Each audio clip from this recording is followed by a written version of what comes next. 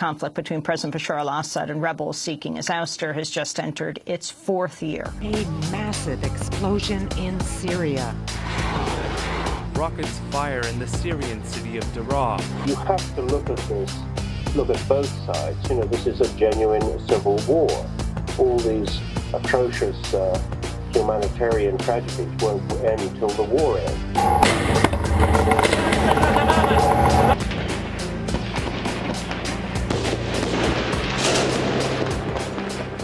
As the conflict in Syria rages on, now well into its 3rd year, hundreds of thousands of people, more than half of them children, have found refuge in Lebanon.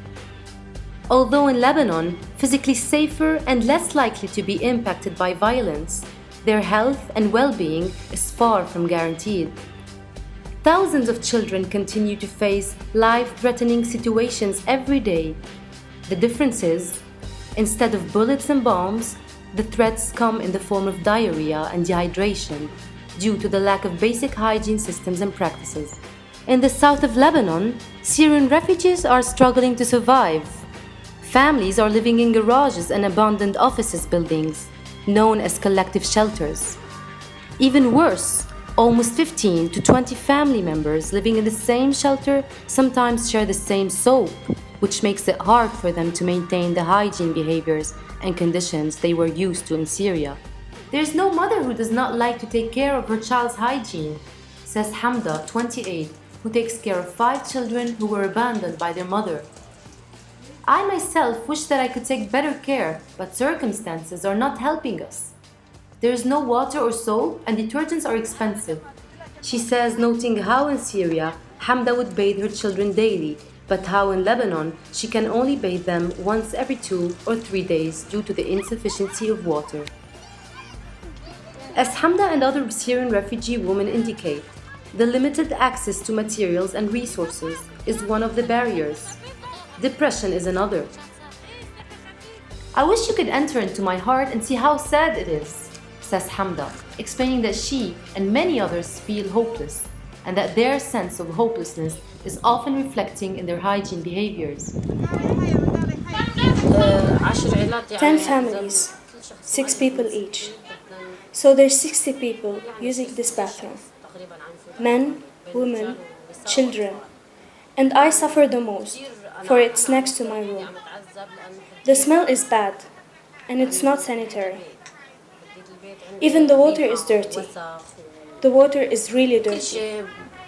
يعني بتفكر فيه وسخ هو يعني حديته ولا أنا بس المي وسخة كثير يعني ما I'm not embarrassed to say it.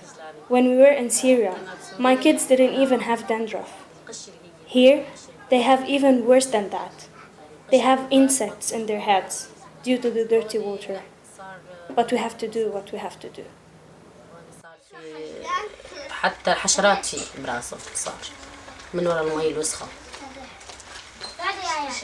بس مضطرين مثل ما قلت لك أنا إنه لها العيشة هاي.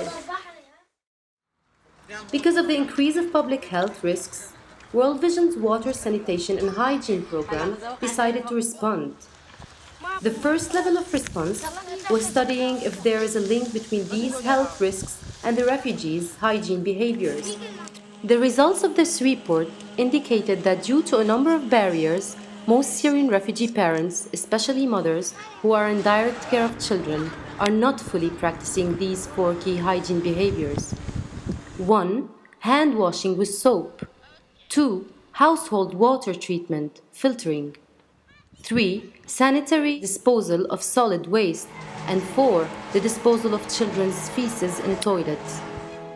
These findings led to the creation of the Your Child's Health is in Your Hands, a 1-month-long hygiene campaign.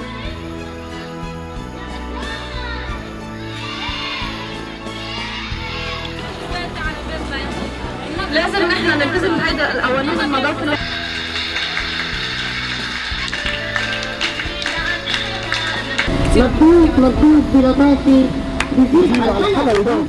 To help them overcome these challenges, in addition to information, World Vision is distributing water filters and soap to the collective shelters. No one can take care of his child as the mother does. That's why the In Your Hands campaign targeted refugee mothers and their children through 14 gatherings across the different regions of the Southern Lebanon.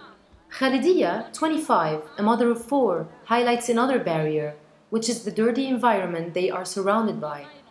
She is continuously washing her child, but whenever he plays outside the shelter, he gets dirty. Where's the farm we had in Syria? Where's the clean space our children had? Khalidia wonders. Despite her frustration of the things she cannot change, she found something she and her neighbors can influence, and noted that if they want others to create a clean environment, they have to lead by example. First, putting these 4 hygiene behaviors into practice themselves.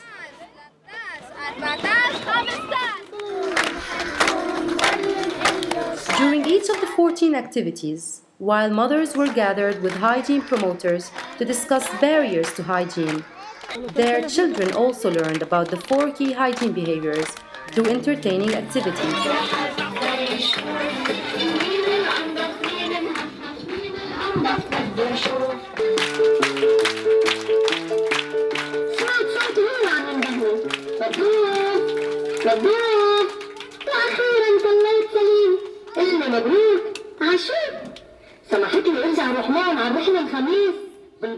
We learn not to throw anything on the floor or in the street, says Omar, a 10-year-old Syrian refugee boy. Omar shares with us that the lesson he learned from the play is that throwing batteries in the street instead of throwing them in its garbage bags will reach the sand, hurt it, and then hurt whoever plants in it later. Not to throw garbage and batteries on the floor, because they pollute the soil, which is the source of our food, and we could get sick. We felt that there is still somebody who cares about us, that humanity has not ended, said Mukhallisa, a mother of 5, noting that the campaign not only provided better hygiene practices and health for the Syrian refugees living in Lebanon, but hope as well.